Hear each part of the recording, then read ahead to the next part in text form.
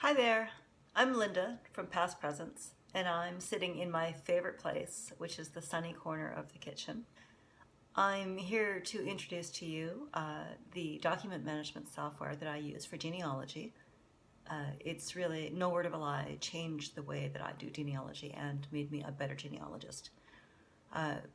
For this introductory video, what I'd like to do is just show you a quick capture. It'll introduce you to how I work with it. And then in coming videos, I'm going to take you through some more tips and tricks that I've developed for searching for genealogy. Okay, I'm excited. Let's get started. Okay, here we have a page from Ancestry. If you have an Ancestry subscription, this search box will be quite familiar to you. If you're new to Ancestry, search is right up here in the tab. We're going to search for a document, see what the results are, and then capture it in Evernote. So let's just say my person is Herman Wook. I don't know Herman, I'm just making it up.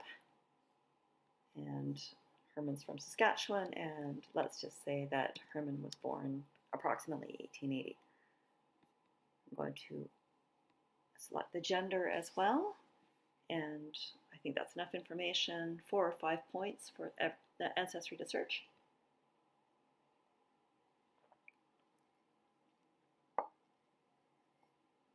And surprisingly, for someone I just made up, there are quite a few hits for Herman, my fictitious Herman. Now, as a good genealogist, I'm advised that we should check not only the results that match our person, Mr. Wook, and his trees, but also the Hermans or like Herman White here, who might be our Herman, but might not be. The issue being negative proof. In other words, you're proving the person that you have to prove, and you're making sure that you've disproved the people that are not your person. So I want the whole page, all of these results, because I don't know right now if any of them, all of them, or none of them relate to my ancestor that I'm searching. So I'm going to capture the whole thing. So here is my Evernote widget, which I have already loaded in my browser, and it says clip to Evernote. I want the full page of results, and because I have more than one notebook, I'm going to put it in the notebook that I made for this presentation, Past Presents, and saving it here. Evernote, the program, will not only screen cap the entire page, but it will also capture the links. So this link, for example, will still be there in Evernote. And now I will skip over to the program, Evernote. And this is it. Here, it's already synced, so it's pretty fast, is the note I've already captured. One of the great things about this is that it gives us a created date, in other words, just now.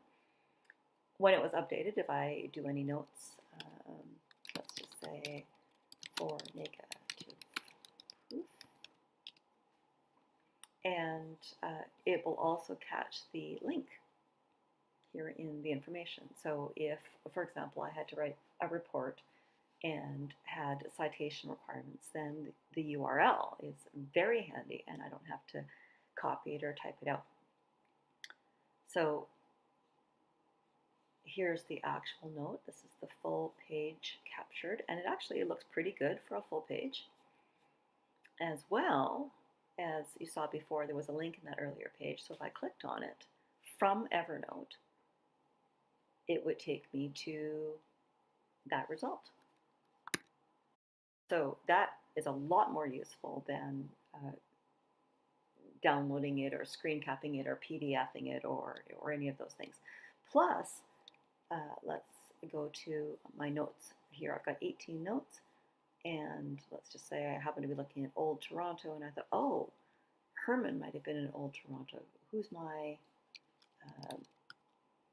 And so typing in woke gives me some suggestions already. It has learned that I have a note called Herman Woke and brings it up.